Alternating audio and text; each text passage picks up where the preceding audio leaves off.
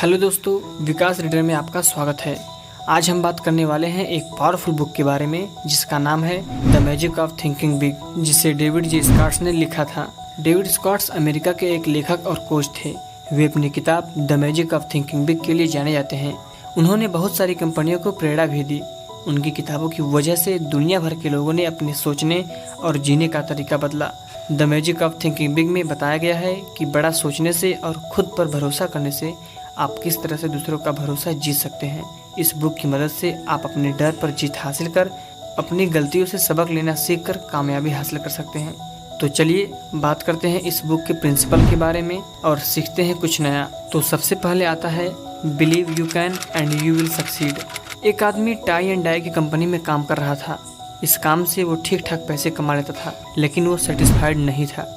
वो अपनी वाइफ और 2 बच्चों के साथ एक स्मॉल हाउस में रह रहा था। उनके पास इतना पैसा नहीं था कि एक बड़ा घर ले सके या अपनी बाकी ज़रूरतें पूरी कर सके। जैसे जैसे दिन गुजरते जा रहे थे, वो आदमी अपनी लाइफ को लेकर दुखी होता गया और अपनी फैमिली को खुशी न देने की वजह से वो सबसे ज़्यादा हर्ट होता था। कुछ सालों बाद उसे एक दूसरी जगह जॉब मिली। यहाँ भी उसका काम सेम था, लेकिन एक जगह डिफरेंट थी।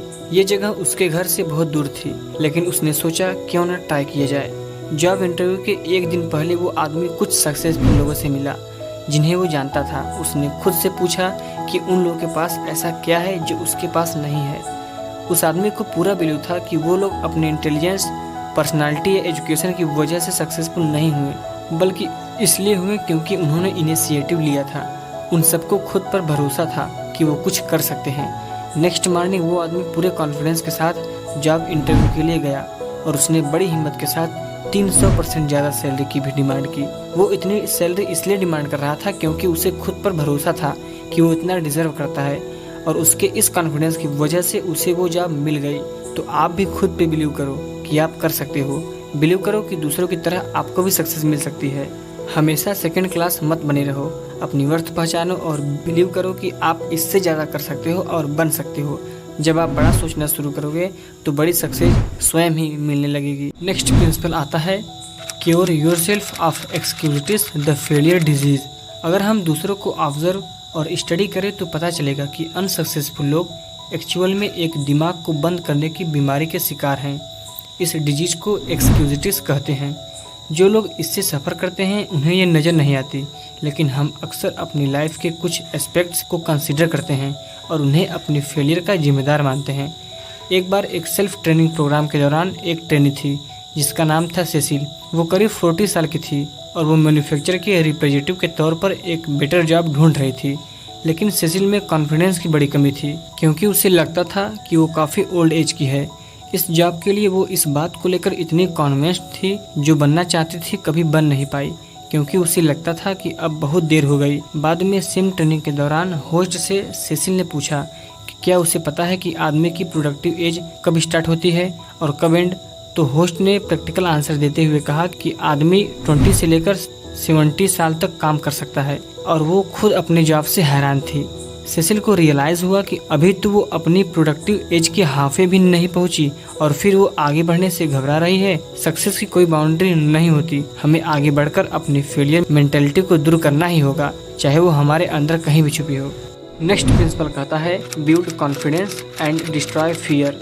कुछ लोगों के लिए फियर सिर्फ माइंड गेम है, लेकिन सच तो ये है कि फियर रियल होता है, और इससे पहले कि ये हमें कंट्रोल करे हमें इसे पहचानना होगा। नेवी रिक्रूट्स के एक ग्रुप का स्विमिंग टेस्ट लिया गया। उन्हें 15 फीट की ऊंचाई से पानी में जंप मारना था। ग्रुप्स के सभी लोग डरे हुए थे। तब नेवी ऑफिसर ने उन ग्रुप्स में से एक रिक्रूट्स यानी व्यक्ति को बुलाया और आगे जाने को बोला। जब नेवी रिक्रूट्स आगे गया तो ऑफिसर ने उसे पानी में धक्का दे दिया। ये देखकर सब लोग शॉक्ड रह गए। जिस रिक्रूट्स को धक्का दिया गया था वो अभी तक पानी से ऊपर नहीं आया था। सब डरे थे। तभी अचानक वह पानी में स्ट्रगल करते दिखाई दिया। उसे एक प्रोफेशनल स्विमर की सहायता से बाहर निकाला गया। जब ऑफिसर ने उससे पूछा कि क्या वो ट्रेनिंग कंटिन्यू करना चाहेगा, तो रिक्रूट्स ने बड़े कॉन्फिडेंस के साथ हाँ बोला, और उसने ये बोला कि वो पानी में जाने के लिए रेडी है ताकि वो अपना डर दूर कर सके और स्विमिंग सीख सके। तो देखा आपने, एक्शन ही फियर का इलाज है। फियर ही हमें बिलीव करने से रोकता है कि हम कुछ कर सकते हैं। पॉजिटिव थॉट्स के थ्रू आप अपने कॉन्फिडेंस को बिल्ड करके फियर को अपने माइंड से रिमूव कर सकते हैं। जब आप होप करेंगे और एक्चुअल में कोई एक्शन लेंगे तो आपके अंदर का डर स्वयं ही दूर हो जाएगा। नेक्स्ट प्रिंसिपल कहता है हाउ टू थिंक बिग, यानी बड़ा कैसे सोचें। एक रिच आदमी अपनी एक्सपेंसिव कार चला रहा था। पास के एक रेस्टोरेंट में कार पार्क करने के बाद जब वो अपने अमीर फ्रेंड से मिलने जा रहा था तो उसने नोटिस किया कि एक लड़का उसकी ब्रांड न्यू कार को बड़े गौर से देख रहा था। जब रिच आदमी उस लड़के को देखकर मुस्कुराया तो लड़के ने उसे कहा कि कार कितनी कूल और एक्सपेंसिव है। इस पर रिच आदमी ओवर कॉन्फिडेंस से बोला, ये उतनी भी एक्सपेंसिव नहीं है, ये तो उसकी ब्रदर ने उसे गिफ्ट की है। उस आदमी की बात सुनकर लड़का कुछ नहीं बोला। रिच आदमी ने उससे पूछा कि क्या वो ऐसी एक्सपेंसिव कार लेने का ड्रीम देख रहा है, लेकिन उस लड़के का जवाब सुनकर वो आदमी हैरान रह गया। नहीं, बल्कि ये सोच रहा हूँ कि मैं आपके ब्रदर की तरह अमीर कैसे बन सकता हूँ। अगर हम चीज़ों को ऐसे देखें जैसे वो हो सकती है, ना कि जैसे वो अभी है, तो हम उनमें एक ग्रेट वैल्यू ऐड कर सकते हैं। इसलिए अपना विजन स्ट्रेच करो और जो दिख रहा है सिर्फ उसी पर मत अटको, बल्कि विजुअलाइज करो कि फ्यूचर में क्या हो सकता है और अपनी सक्सेस की एक बिगर और बेटर पिक्चर इमेजिन करो। नेक्स्ट प्रिंसिपल कहता है कि आप वही हो जो आप सोचते हो। हमारे सोचने का तरीका ही तय करता है कि हम कैसे एक्ट करते हैं और दूसरे लोग हमें कैसे ट्रीट करेंगे। जब हम खुद को जानने लगते हैं तो ये चीज़ें रिफ्लेक्ट होती हैं कि लोग हमारे सामने कैसे एक्ट करेंगे। एक रात एक बेटे ने अपने फादर को बताया कि वो अपने स्कूल प्ले में लोन रेंजर का कैरेक्टर कर रहा है। ये सुनकर फादर बड़ा एक्साइटेड और खुश हुआ। फिर लड़के ने कहा बस एक प्रॉब्लम है कि उसके पास हेट नहीं है। फादर तुरंत अपने रूम में गया और एक पुरानी सी काउबॉय हेट लेकर आया। उसने अपने बेटे से बोला कि ये हेट काम आ जाएगी, लेकिन बेटा नहीं माना। उसने जिद पकड़ ली कि उसे केवल लोन रेंजर वाली हेट ही चलेगी, कोई काउबॉय हेट नहीं। और फादर समझ गया कि उसका बेटा एग्जैक्टली क्या चाहता है। तो आप जो खुद के बारे में सोचते हो वही आपकी इमेज बन जाती है। जो हम अपने बारे में सोचते हैं वो हमारे लिए एक मोटिवेशनल टूल बन जाता है। इसलिए सोचो और बनो। नेक्स्ट प्रिंसिपल हमें सिखाता है कि गेट द एक्शन हैबिट। जैसा हमने पहले ही मेंशन किया है कि डर का इलाज एक्शन है। एक्शन से सिर्फ डर ही खत्म नहीं होगा, बल्कि ये मेन फैक्टर भी है जो एक एम्प्लॉयर किसी एम्प्लॉयज़ में देखता है। औरतों को जो काम मोस्ट अनप्लीजेंट लगते हैं वही मदर एम्स को भी लगते थे, जैसे बर्तन धोना, कपड़े धोना। लेकिन उसने एक पॉजिटिव अप्रोच डेवलप की थी कि कैसे अपना टास्क जल्दी फिनिश करना है ताकि वो अपने मनपसंद कामों के लिए टाइम निकाल सके।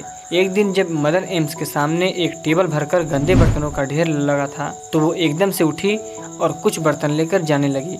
उसकी फैमिली के कुछ मेंबर ने उसे कहा कि पहले थोड़ा रेस्ट कर लो फिर बर्तन साफ करना, लेकिन मदर एम फोकस्ड और डिटरमाइंड थी। अपने आगे इतना बड़ा बर्तनों का ढेर देखकर उसने 1 मिनट के लिए नहीं सोचा और अपने काम में जुट गई और कुछ ही देर में वो सारे बर्तन धोकर फ्री हो गई। अपने टास्क को फिनिश करने का सबसे इफेक्टिव तरीका यही है कि सिंपली उस टास्क पर जुट जाओ, फिर चाहे वो हमें पसंद हो या नापसंद हो। जो भी टास्क है उस पर तुरंत एक्शन लो। तो दोस्तों, हमने इस बुक के थ्रू इम्पॉर्टेंट प्रिंसिपल लर्न किए कि हाउ टू थिंक बिग, खुद पे बिलीव करने की हमारी एबिलिटी और अपने डर को ख़त्म करने की एबिलिटी और बेस्ट एटीट्यूड डेवलप करके ही हम अपनी हार को जीत में टर्न कर सकते हैं और अपने गोल को सेट करके ही एक बेस्ट लीडर बन सकते हैं। और इस तरह हम the magic of thinking big का इफेक्ट अपनी लाइफ में देख सकते हैं।